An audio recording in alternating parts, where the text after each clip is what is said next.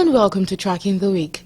On Monday, the Chief of Defense Staff General Christopher Musa says the military will not accept anyone pushing or taking any action seemingly or for whatever reason want to push for any change of government in the country. The response was a reply for those calling for military takeover in the country. Recall that some protesters, especially those from the north, had during the tree protests called for the intervention of the military to help resolve the economic challenge of the country. But the Chief of Defense Staff, after a closed-door meeting with President Bola Tinubu at the Presidential Villa Abuja, said the military stands for democracy. He said the military will continue to defend democracy. Still on Monday, Nigerians have expressed disappointment in Bola Ahmed Tinubu's address to the nation over the ongoing nationwide protest. A trip round the city centre in Abuja on the 5th day of the NBAD governors' protest. Security agencies were seen barricading major link roads around Federal Secretariat, the Villa Gate and National Assembly complex. Those who spoke to our crew criticized the President National broadcast, saying it is not rich enough to address the needs of the citizens. The citizens held that the address did not address the major reasons while the youth called for the protest. Instead, it reeled out the president's few achievements in the last 1 year. On Tuesday, the federal government mulled a revamp of the textile industries in Nigeria to leverage on its job creation potentials. To this end, the Vice President Kashim Shettima hosted a number of stakeholders at the Presidential Villa on Tuesday, which included the governors of Lagos and Imo states to draw ideas on how best to go about revamping the moribund industries.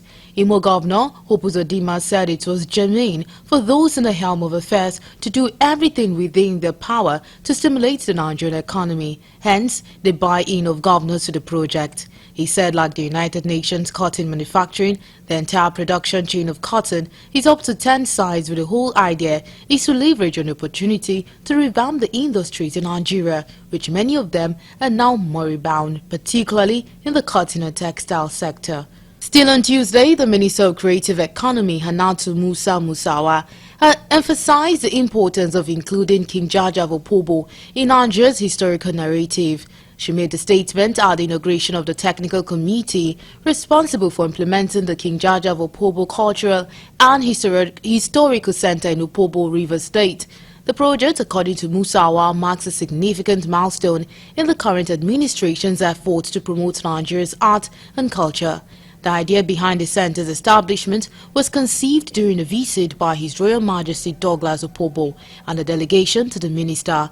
A member of the House of Representatives from Rivers State, who was part of the delegation, expressed support for the project, stating that it will contribute to the collective effort to immortalize King Jaja of Opobo. On Wednesday, President Bola Tinubu approved the appointment of qualified Nigerians to serve on the board of the Tertiary Education Trust Fund (TET Fund). Chief Ajuri Ngelale, special advisor to the President's Media and Publicity, in a statement, identified the appointees as Alhaji Aminu Masari as chairman, Senator Sani Danladi, member, Sunday Adepoju, member, Nuruddin Adeyemi, member, Esther Onyinyechuku Ukachukwu, member, Turaki Ibrahim, member, Abo Ediok, member. Ngelale said President Tinubu expects the new members of the board of this pivotal institutional vehicle to be dedicated and committed to driving TET Fund's objective of providing the needed support for tertiary education with a view to enhancing the productivity and quality of higher education. Still on Wednesday, the federal government, through the Federal Ministry of Education, National Board for Technical Education and stakeholders in the polytechnic sector, has thrown its weight behind the establishment of a National Polytechnic Commission. The commission aims to promote academic standards in the sector and bring polytechnics in Nigeria in line with global counterparts. At a public hearing on the bill to establish the National Polytechnic Commission, the Federal Vocational and Entrepreneurship Institute in Okota, Oshodi, Lagos State, and the Federal Vocational and Skill Acquisition College in Yakaba, Kano State, stakeholders commended the House for initiating the bill, stating that it is long overdue. On Thursday, President Bola Tinubu said his administration will ensure that companies engage in mineral exploration prioritize the health and safety of Nigerians and the host communities. The president said that this while receiving a presentation titled Harnessing the Mining Industry for Enhanced National Security and Development, Strategic Options for Nigeria by 2035 by Course 32 participants of the National Defense College on Thursday in Abuja. The president also directed security agencies to intensify efforts to crack down on illegal miners across the country. The Course 32 participants were tasked with researching topical national issues, and their findings during their 11-month study focused on the mining industry's potential to contribute to national security and development. Still on Thursday, 7 people were injured with different degrees of burns. Scars and properties yet to be valued were destroyed in a fire caused by gas explosion at Mobile Filling Station, Awolowo Road, Ikeja, Lagos. Galaxy's Ribami Salako reports that the air was rife with the scent of smoke. The wind transported cries for help from both victims and passerbys, while properties of high value were sizzling and cracking under the melting grip of fire. While everyone was grappling to make sense of what happened, thankfully the Lagos State Fire Service arrived at the scene, lessening the impact of what could have been a more devastating experience. Sadly, 7 victims were covered in burns, but fortunately no death was recorded. One of the ones who made it out unscathed shared her experiences with newsmen.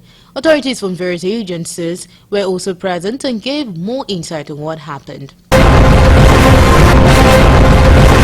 On Friday, President Bola Tinubu extended his condolences to the family of Issa Hayatau, former president of the Confederation of African Football, who passed away at the age of 77.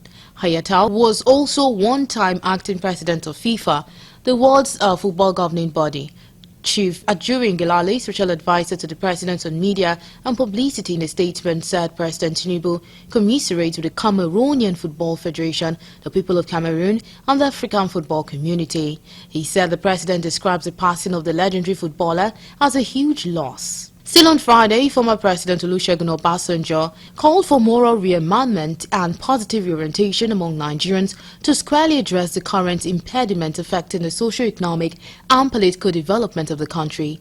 He made the call in Abeokuta, Ondo State capital, while receiving in audience 6-member co-sponsors on bill on single term and rotation of the Federal House of Representatives. The members of the House of Representatives in Abeokuta, the state capital, to seek former President Olusegun Obasanjo's advice on national issues bordering on ensuring fairness, justice and equity in the polity, both at state and national levels, led by a former chairman of the House of Representatives on downstream petroleum, Honorable Ikenga Ugochinyere, maintained that the nation should move towards adopting a single 6-year term for president.